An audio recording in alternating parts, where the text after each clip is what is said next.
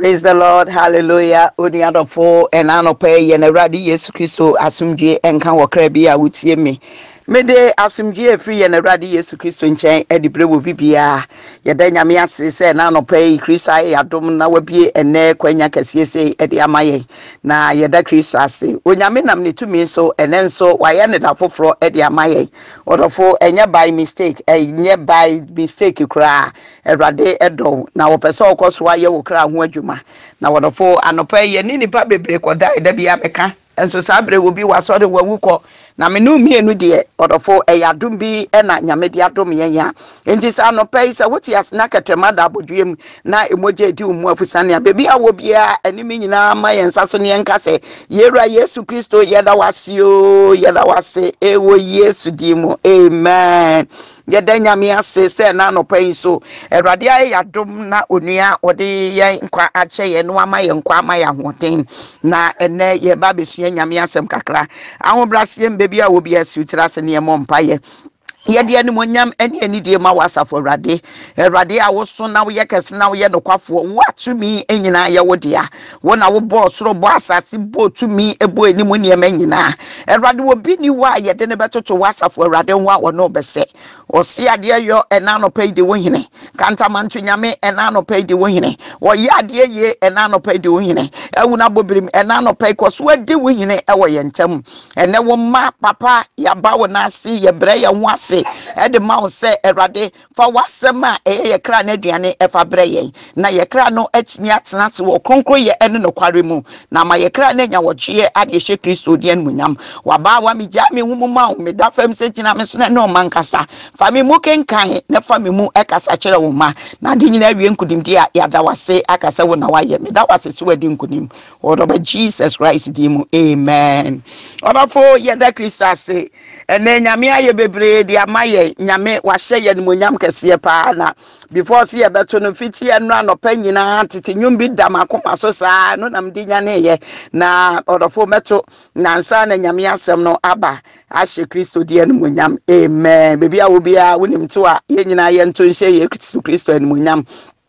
Good morning, Jesus. Good morning, Lord.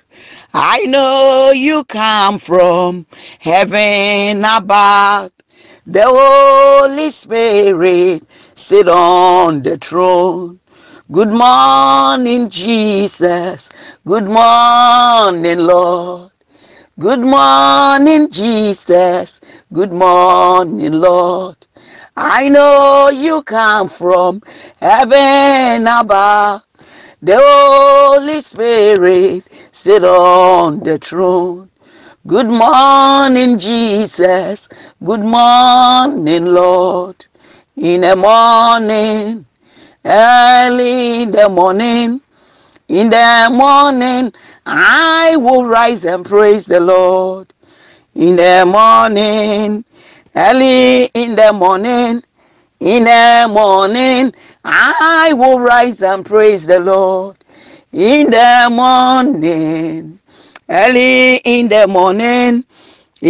morning, I will rise and praise the Lord. Hallelujah. Makai wotetenyo manyasa onyankopon hyiramo. Tonia yada Kristo ase ena no pan so Awurade wade foforo ede mayen na ene Awurade asem eba me no mienu nchen wodofo yense bre no yemfa ye Bible no na yembie nko Romans 6 verse 8 ede eba no etifi asem no wose Kristo mu ayonkofa ekumbone. Hallelujah. Wose na se ye ni Kristo ewu a ye gidi se ye ne no ebetena ase enso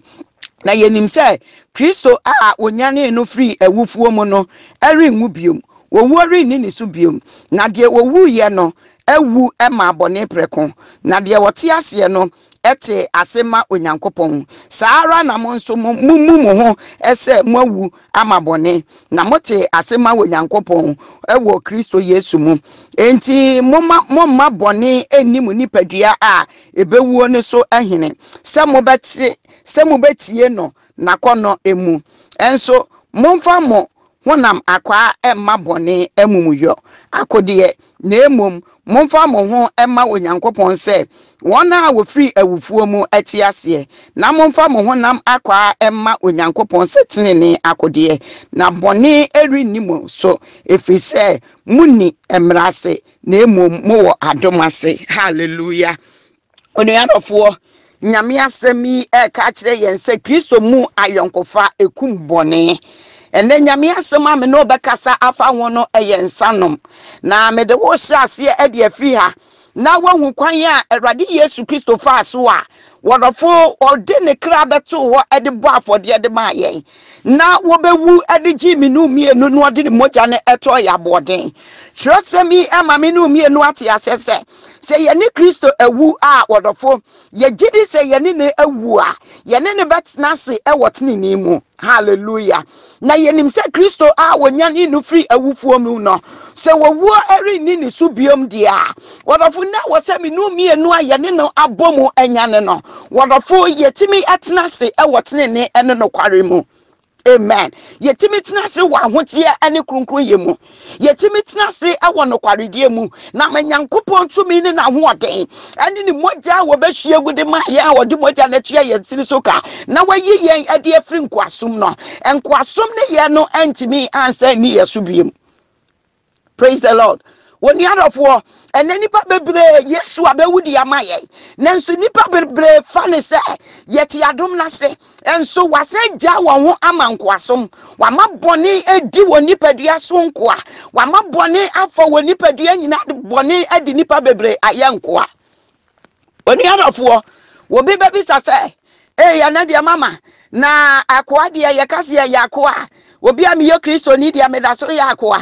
wonofo enyema bi amoa yakoa ewo wabrabomu enyema bi edaso ede wote nkwaso mu enyema bi akidnapo a wodofo Kristo so mu no wontimi nyai sa niema ne ntowo ama sa niema no ene di wo so ewo asase we so onua ebi eni ensanom a eneme no beka ho asem no. Hallelujah. Ene a Kristofo bebre ade ensanom aye won aduane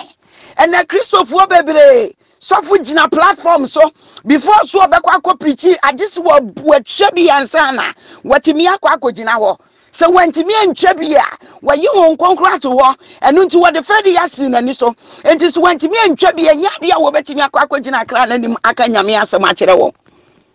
before so obi be wura nyame fie no gisi watwa bi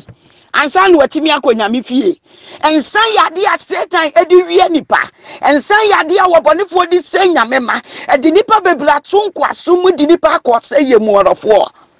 se wa masa de wei wa hu na se we yo gidi ni yo Kristo ni na wo so penyankopon ahini enu akọ na wa ntwe wo hu amfri sanko aye we mu a wodofo sanko aye we bedi usro na do bekọ boni mu edi wakose yemu. Praise the Lord. When you are for and nyame animinu mienu ekasa se adenti ne wose nipa Yesu Kristo abewudi amaw no ade ni moja na beto waboden na waji wafri nkwasum mu woman nkwasum ani nuboni etimi ekinapo woman nkwasum ni nuboni etimi eka wo hye when you are for and mrantie bebre ato ensa entintan mu mrantie bebre ensa do ma yenkoa enu nti wamodi wamu ho enne enu nti nia ensa ne baka kire wonsa wonye no wadofo eno ena omudi akire a womoye onua se ne se wo bedwane afiri nsa no mu a wadofo ene onyankopon animonyam ebeda edi amaw na medi kan dia saye papa a wode ni moja abeto wode bo afode de ma ye no na wadofo ya toaso edi akọ ya twatwere sembi awo Matthew 27 no Matthew 27 verse 34 na wase wobo Yesu asendua mu wase won ma ne nsa keka a wode bonweno afra emu se onnom na okana no wampese wonnom. Hallelujah. Ye na jinkwa na obewu ede maye no Bible se won ma ne nsa keka wode bonwema afra ye na wode kana no nanso wampese wonnom opoye because wo se ensa nyade ebetimi di aboa no wo se ensa nyade ebetimi di na hyen ahenie num watumi adi boni nyina so nkonim enye ensa ene betimi asai no na se besai na brabo. Woni adofo say ye na jinkwa Yesu a ye de na chiponsa adanti na wose wo a wo ye nyame nipa wo a wo ye nyame ba wo a wo ye ogidi ni wo Kristo ni wo de ensa no masi wani so no adofo ensa esai wo ene ma bebra adani akwensafo emrantie bebra adani akwensafo abofra fiti ase abofra nyamfie nsia na wonnom nsa ne maame mo ntimi nka nanim wodedede saa na ye ne maame mo sere na ye ne papa no mo sere wodidi mo saa wodofo no ode anyini no ode akodum pampansuo bi a wote ne firi nsa ho a ente ene nkwala nkete di nsachi nkwala nkete di tramo achi ene senkrofo amoma yete sesabi abodamfo wodofo na se wo ye nipa wo nyankopon abọ wo sa ne nseso na wodi ni moja abeto waboden na wotina se masa nkwa ye edi wo so a wodofo hifa na wo fo se wa wie ye no ebewie oni adofo enne nyame asem o ka kire wo se dwane free nsano mu nyame asem o ka kire wo se yi wo hu free nsano mu na nsanom amoa ensa wodi asi wani so no wodofo mu abrabopa bia e wo asase we so enya dia betimi amoa abrabo papa bia wunya sika na odi akoto nsa dia besiwo sika wasanka wudi tua wo ma school no fees no na wodofo dia akoto nsa benom sika wase wodofo enka wudi to atade de hye wo ba to mbabo ahye wo ma no na wodi akoto nsa boden na odi abesiwo esanse ensa ede wa yakoa esanse nubone ede wa yakoa wi ede wa yakoa cigarette ede wa yakoa wodofo wujaya enjai onua ene nyame asem a eba wo nchen se wo ma ho kwan na nyame asem awura wo a wodofo betimi ayiw ade afiri sanko asom we ya Satan de watumu a wode akekere wo ene wo de hwe wiase afa na nyina hwe se ne ensa buo se ne nipa ti gu nsa so ene wo koye my Ghana so a ensa yade a eye common se ne ensa kios adoso no sa na so ndan so adoso wo my Ghana mu boni eni niema boni eni adwamamo wo bibia wo pensa no bebrebe bia nso ye adwamanfo wonum nsana na adwaman aba wonum nsana na nakona aba na ye ne so no obi nkoda na ye ne so ma ne ho kwan ma ba ma bi ene ne na ye ne ho se o ma ne ho kwan no nkofa ba ma bi ene ne oba bi na ene ne nkoda woni arofo se wan hye sa niema yie na wanche wo amfiri ho a edo beko seye mu ne bayi wafiri nyame adom a erafo wo nyame apam ni nyame dada wo so ne ebeyi ade afiri wo so onua ade nti na wo fra wo se wo ye kristoni na wo ma ense dwade wo ehye watade ade nti na wo fra wo se wo ye ogidi ni Yesu abewu amame na wodofo de nsa aye waduane a wodie wo bi kra timi num nsa eche nsa ne wosidi na aduane a wodie. So what kind Proverbs 21 verse 1 na wase ensa ya fadifuo ensa den aye ntokwapani na wobiara wotomu ntentan ne ennim nyansa wabafo kyerɛsɛm ni o wase ensa aye fadifuo obia wonom nsa ya hwɛsɛ ne na brabo sitie wobetimi nom nsa no akwakoto gatam no ada wonim so ada condition mu wonim so ada ne flat mu hwɛde ensa ya nipa wobitimi num nsa wodru babie a no achia no ho no ada wobitimi num nsa womfa ho se waba na aduane ayede ase nanim no odofo wobetimi afa aduane no enkwan siya fufuo siya enso wobeti fufuo no de abonsuom no de anom ebaya ne da because wabo nsa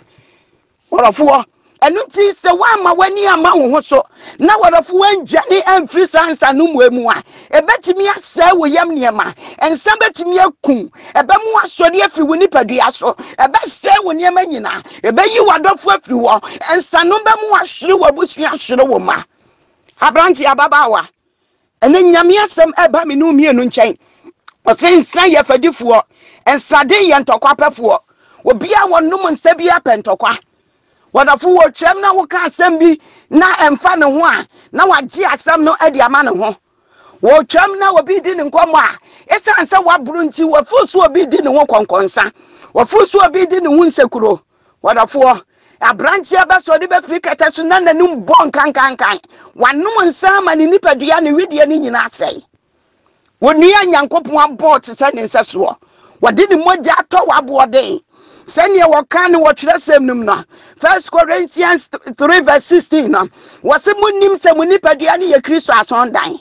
na wanyankopon honhom timumo wodofo se Kristo asonda ni woni padua na adanti na wodi ni padua no bo afode mansa adanti na wogya wo kwa ma ni padua no ensa bedi hini woni padua no mo na se ensa ti ni padua no hina Kristo ba wo betimi aba betina woni padua no asonda ni mo woni adofo enne nyame asamo ba wo nchen wo a wodi nsa si wani so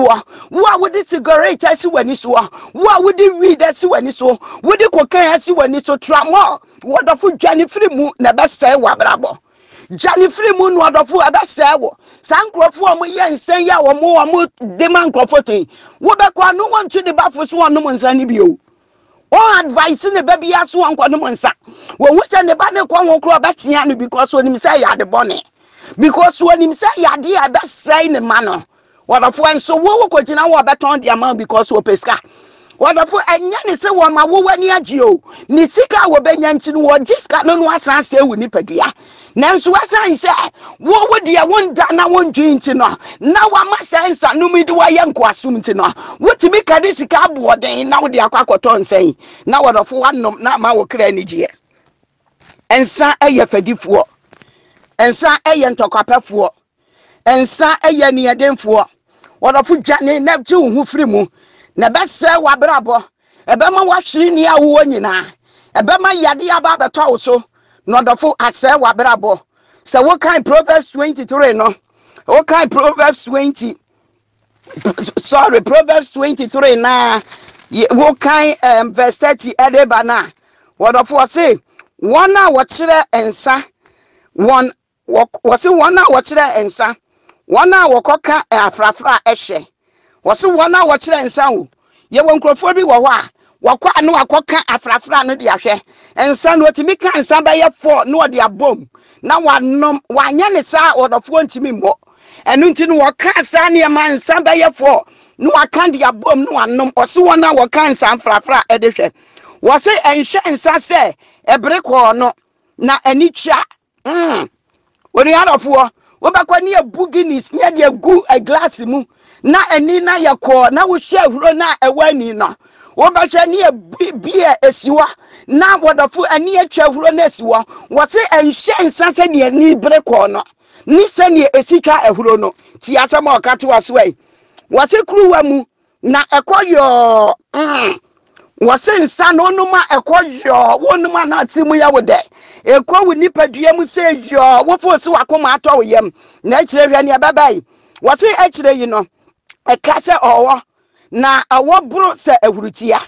wase akire ne eka etese wowo na aburu tese awurutia bible asem eka ya nokra na nsa nya nokra sana nsa ye nipa wonwu nsa na esiwa na wo kra kondo sa wo benom wadofo kwanom pa na fe akwa woni padua no mu say yo afe na ba for wadwim wan kasa uti wan wa sheki wo na don sa show kokoso wadofo e ba ne sa na akwa wo yo wo se abruti say wurutia sane wo woka no sa na tie e kwa yo ewia na aka wo say wo na abru say wurutia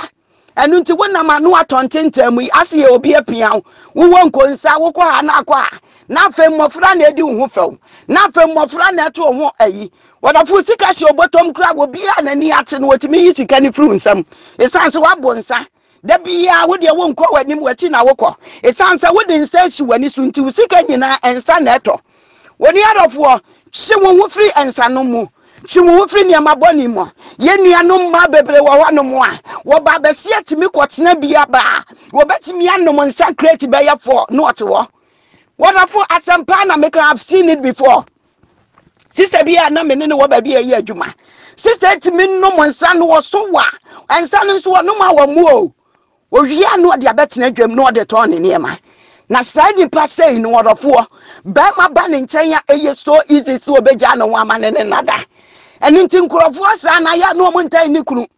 nkrofo sa no mo ntan nya mema bi mo nchai because we ye kwensani ba manim so ba fa no wade wodi ni sika nyina beto nsa enti oba wo ye nsaboni a wo pensa ba ma bi ye ni wo baba nchen so be waro agi so nya kwensani bi atese wo a na kwensani no kura no kura so ye ba twembo betena se adwen se oba ya mekofa ni wo bo mensumebo enti se midimi sika akoma na wode bakwa akono nsa ne ba da nya bi ato aduane adi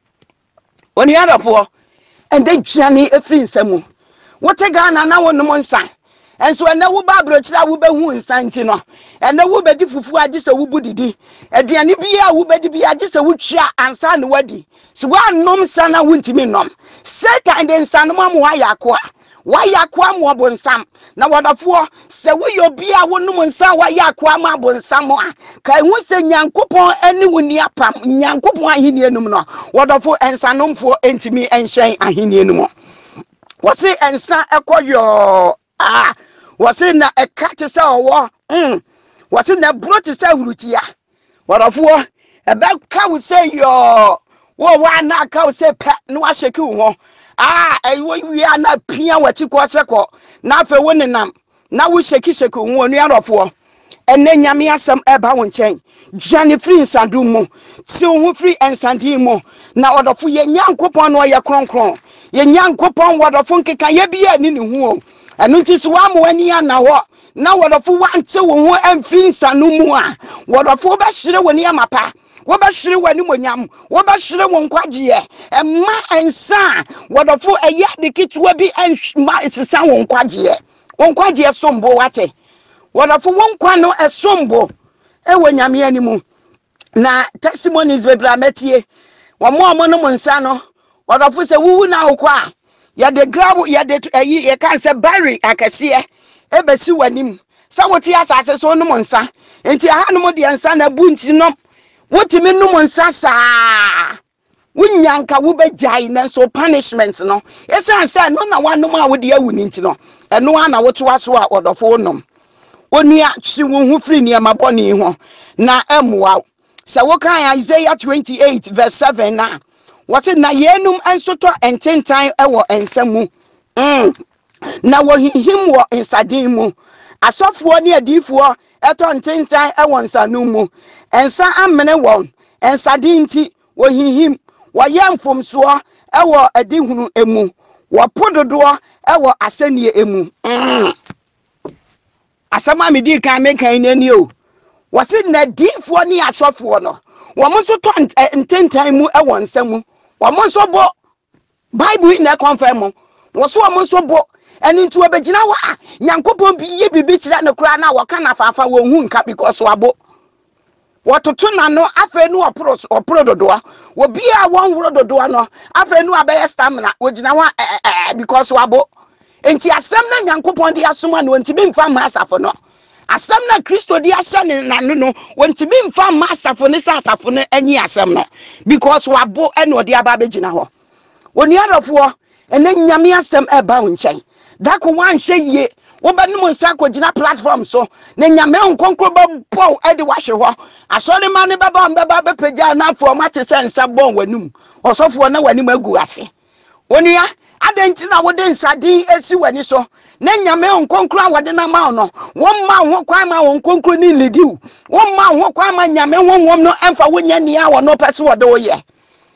jinse free wani so Johnny free nsa woni adofo nyame afra wo woni agidi ni nyame de asafo ahye nsa wode adom bi adom wo emma ensa ententan enchechire wo emma ensa ententan enwia na druba bi a wankoye obi opododo ebe druba bi a nyame asode ama no wodofo wankoka asem no anofanu hallelujah da bia wo yemfom so e wade hunu mu because of ensenti wo begina ho asem no nyame kan ni se wo se a asa won konkro se won konkro waka asepe wodofo no odane asem nani because wabo onua ma wani ena ho ensa be sei wo ensa be hire wo niama ensa do be ko wuom ensa do be ko seyemu ebe se wo yam niama nyina ebe ji wajapade nyina fru nsa ebe ma nkrofo adi wo few ebe mu abeye kohwini wo ma brabo papa bia e wa asase so wodi ayahwe omo no nsasa ne omo abrabo sitie horofo wontimi enya bibi papa bia obetimi ba tena brochire nsanu munti no asa akotena fie na abrabo aye basa obeti Ghana nyame ahira no nyame manadwuma papa but esan ensanu munti no horofo na ensa amane ne mapa nyina afri ne nsa abrantie kama se ne hu sitie abaya kama se ne hu sitie wo sori a na wo de cigarette si wa no wo sori awi ani cocaine na wo de aye waduane ababa wa fefefe wo fu se ye fina abaso na nkrofo die na dako ebeti afa wadwi mu no saada no na wo behu se wodofo wa ye mistake enso na aka achi ensa manipa bebere abodam vi amanipa bebere abodam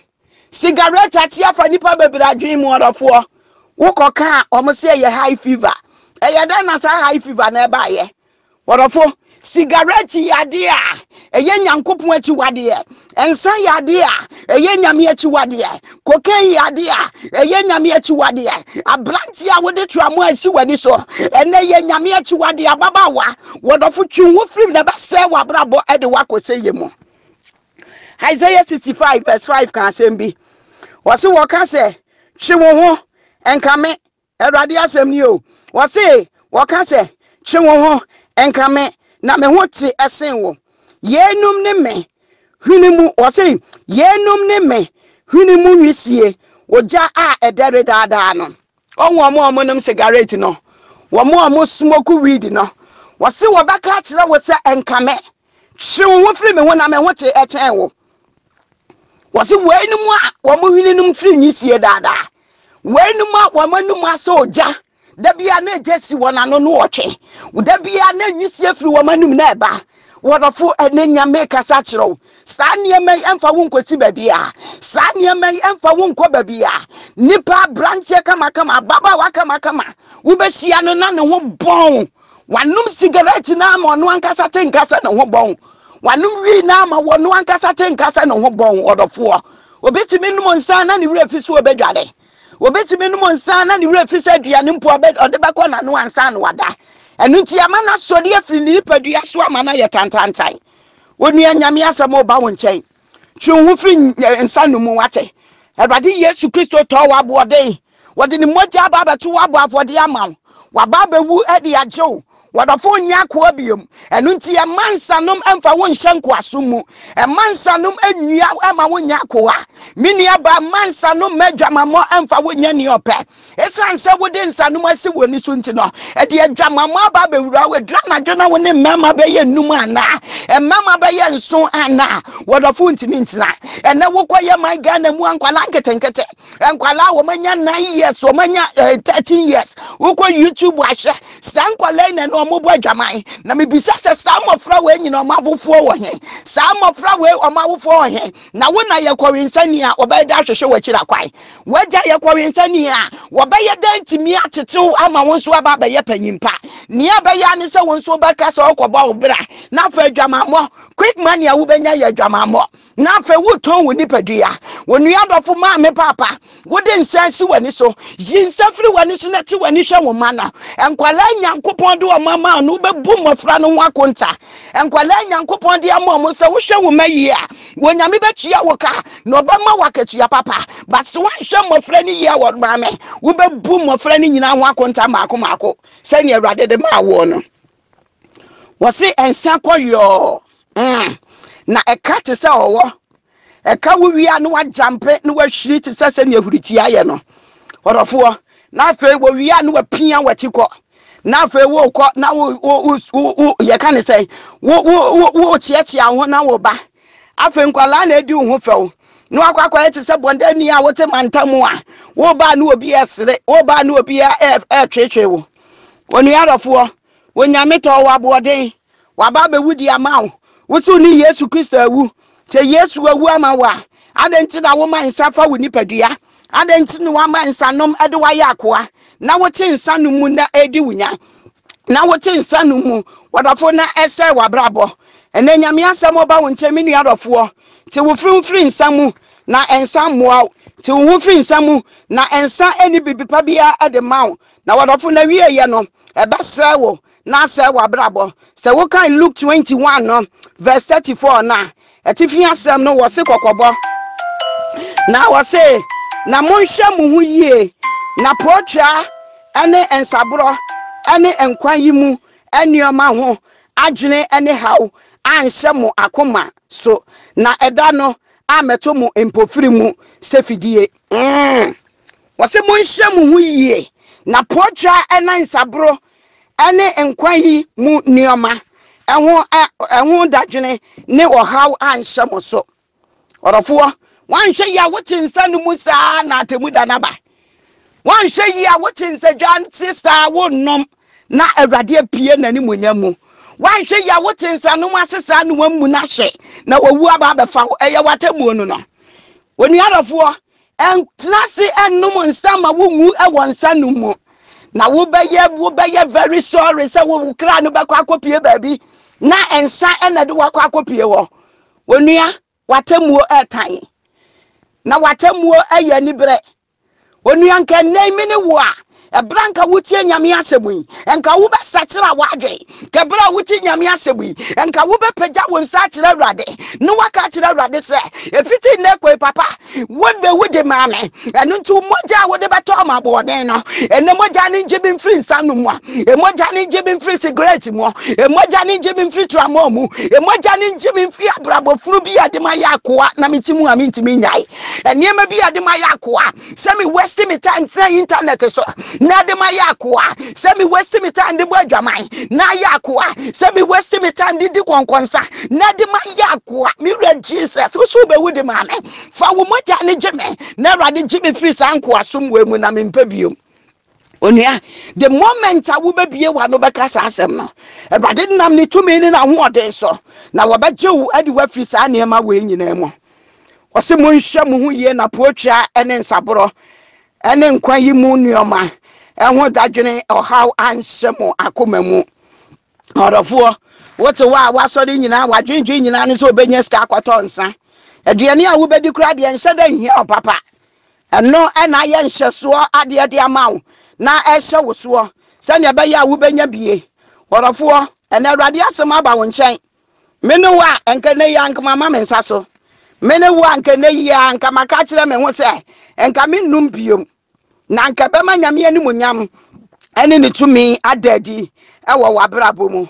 onu nyame asem oba wo nchen ede na wo fa wasemi mu ede na wodofo wuhu ewo asemi no bekan bibi wo 1 Corinthians 6 verse 12 no atifi asem no wose Kristofo ahofadie ema bone ye kwan wose me wonioma nyina ho kwan nanso enye ni nyina na ye enye ni nyina na ye me wonioma nyina ho kwan nanso memma bibiara enhye me so aduane ye yafunu dia na yafunu nso ye aduane dia na wonyankopon be ma ni mienu nyina ayokwa na nipadua enye adwamammo dia na eye erade dia na erade eye nipadua dia na onyankopon anyane erade na onam ni tumi so ebe nyane yen bi onuadofo o say me wonioma nyina ho kwai yes wo kwai so ba no monsa but any kwai so woman hye wo so na do yakoa wo yo gidini enye niema nyina na betimi wo betimi aye wo wonioma nyina ho kwai o but enye niema nyina na betimi aye aso gidini wo ho kwai so bebo adwamammo but sense wa befa Kristo aye okra no agye nkwanti wontimi nye wo ho kwai so ba no monsa wa befa Kristo aye okra no agye nkwanti wontimi nom wo ho kwan se wodofo benum cigarette but wa befa Yesu Kristo aye okra no agye nkwani nti no wontimi nom why because ye na rade Yesu Kristo no waye kronkron enu nti se wo pese woni Yesu Kristo wunyane na wo pese wo hyɛ na henie no mu dia e wo se wo ye kronkron ate so ono a wono ankasa ne ye den sakeka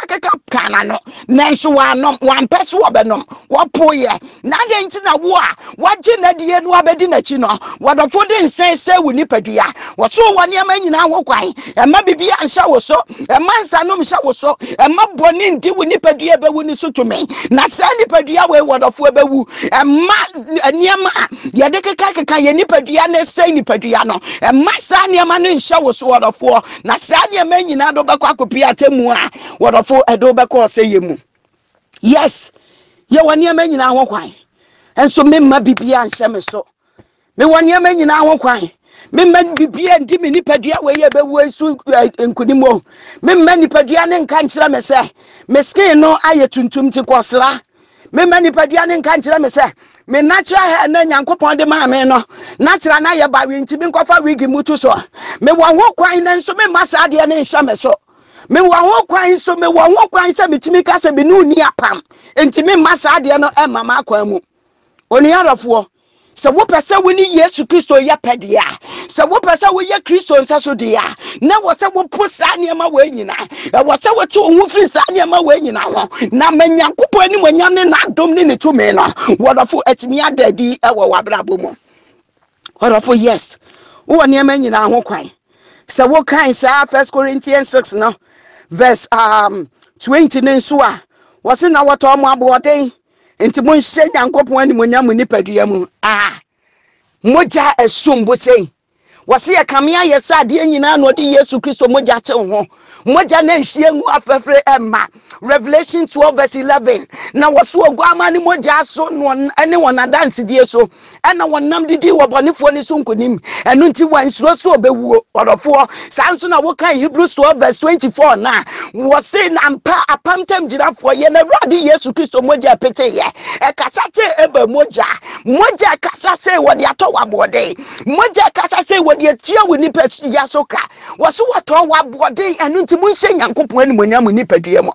adenti na wudi nipadua ne bo adwaman adenti na wudi nipadua ne no monsa adenti na wudi nipadua ne din sekuro adenti na wudi nipadua ne ye niam ye Nyankopon achi wade wudi nipadua ne sema mema jinsa ebekekire woto pampamfe na wayi wo yafunu nyina gu adenti na wo bo woni nipadua na dapa woni adofo woni nipadua ne ye Kristo asondan fa nipadua ne hye nyame ani monyam esanso wode ni moja esombo no wode atọ wadbode adofo Yesu moja wode ti wosoro heaven niam nyina ho wode moja na ti wosoro ne fam niam nyina ho enu nti moja ne sombo Yesu moja no ekasa Bible say be moja ne kasa ye but Yesu Kristo moja ne de ekasa che moja bia wadofo sa moja ne so no didi wobonefo ne so nkonim na enu nti se Yesu Kristo atọ wabode de e wo se wo hye na ni monyam boni padua na ode ama wo numu odofo kata wo husi akata sia wa husiesie nso Kristo ni wo kasa ne wo ne ye wabrabo nhye Kristo di ani monyam odofo na nipadua na wodofo wo beja sa nipadua wo asase so no wo masa nipadua na hye wo so wo masa nipadua na di wo nipadua so hene ama Nyankopon ani monyam na wode ama no wodofo abo ene wonyame asem oba wo nchen wate wodofo so sumbu wo Nyankopon anu osumbu ewo Kristo mu enu nti niya Nyankopon ayama niya Kristo abewu ade agyewo no wodofo mane nso wani na huni se eyade kese na yaje nkwa no aye ade ama wodofo emma nkwaji a wanya ni nei emma sa nkwaji enya kwa wate emma nkwaji a wanya yi wodofo mma nkwade gie no enya de hunu be keke emfa mawo na Nyankopon do se wono wo a wodofo enka wonya na henie ho emma emewu emfa mawo enne nyame asema ba wo nchen bebi a wanom nsa na kodru bia ma wanimra wo ho so na wonu adofo sore na je wo krankwa na wonu adofo yi hu frim na wonyame nam ne tirim poni ne tumi so wodofo obajew na wahye didin kronkron animunyam ye kan another quotation o kan Ephesians 5 verse 18 no hallelujah etifia sam no wose asetena pa ho afutuo wose na mommoro ensa efrise eno na edi sakasaka eba na emom munya ma wose na emom munya ma wo hu munya ma e wo huhumo wose mommoro ensa na ensa ene de sakasaka ye eba na emom munya ma e wo huhumo wonyame asofo munya ma wo huhumo monse nyame ani munyam moma nyame wonwom ni nyame adom ne nhyɛ mo so mama ma ensa nhyɛ mo so wonyame ma wafra mo kristofo ya wo pese wo kwa nyame ayi ne mo pa heaven akɔ Awurade se emma ensa nhyɛ wo so menyame wonwom no nhyɛ wo ma menyame wonwom no anim kudim wa wabrabo so na ensa de sakasaka ye ba ensa de mpapa mu ba ensa de nkekan ye ba ensa de ntokwa ba de sakasaka ye ba bebia asumdue wo yema ewo huhumo wonua twi wo hu frisa ne ma we nyina ho na enya de a wodofo ebeboa ene nyame asem aba wo nchen wodofo eyema wo se wo beti asem no ewo asopam eyema wo se wodo wre ne wakoma nyina ebe hye asemi mu na wafa asem no na wodofo di abo abrabopa na ahye Kristo din kronkron animonyam onua nyame asem aba wo nchen yo wafa wodi ewom Wodofo masa niemai enye sintidia ema wo heaven ema wate na wo Nyankopon asiesie baabi fefefe e de ama me no mienu ema wo bi nada enka nchiro se Yesu Kristo mbada wate wodofo ye na Awurade beba wababa befa na hutifo nyina akofie wababa befa ne nsa so de akofie kwaso agina pintin fa wo wura ne wakoma nyina hye Awurade mo da Awurade wo wakwa nyina di ni mra asem so na ye onu Nyankopon apede na Awurade ye nche wababa befa e de wakofie wodofo ye Kristoni wose wo niema nyina ho kwan nanso ama bibibi anhye wo so wokọ baabi ni invite wo nsa wo ho kwan se wo po wo ho kwan se wotimi kasa mennom Odofo wo sa niema ni nyina ho kwan ene nyame asem oba wo nchen ti wo ho firi nkekanye mu ti wo ho firi boni mu na ma Nyankopon adoma chede ni nyame tumi ewo mu no etimi anya kwan adadi etimi anya kwan de waye nia wo no Nyankopon pese wo ye Odofo se wo bie wo ho ma Awurade a wo nyame de wo ba ye niema bebre na babro wo adwen ne wo nti ase so ye anom sa ni abrabo nye o Odofo abrabo boni pa ya bobi wasasi so nanso nsranko ono Awurade a wa ma yengu wo yemboni mu na wodi di moja no ato ya boden na wodi di moja no agi afiri sa suban nyina sa suban boni ni nyina mu nsranka asafo Awurade Wodofo se wo ma wo ho kwan ya Awurade bejew Woma wo kwan ya wo nyame nam ni tumi so ebe hye wani monyam abranti a wasi so ema ensa enni wani mokan ema ensa ensai wo ema ensa emfa wo nko boni mu emfa wo nko seye mu na Odofo the moment a wo ba satisa wo no nsa no ema Awurade twi ne ho firi ho ema wo nkonko twi ne ho firi ho ja wo pemu na ja wakoma nyina ma Awurade na mania wo Nyankopon paso odo ye no wo nyame ede waye wo Nyankopon nhyirawo na wonte na ni mo nhyirawo Awurade mani tumi ni na wode ne wo sra ne nyakese na menebra wate Awurade asemi Wodofo se na wubuto atototo a na ka kire wo nipadua ne se wo ne tototo wo nyi apam Wodofo ayama wo kra ne nkasa nkire wo nchen se de wo nipadua ne bekasa akire wo ka nipadua ne hye na ma wo kra no tie wo kra ne esanse wo kra no na wo de ne kwakopi atemu mo enu nti se wo ka wo kra ne hye na wo kra ne di abrahuo wo ka wo kra ne hye na wo kra na ye bom enti tambia no wadwe entie wo kra ne nsam a eka kire wo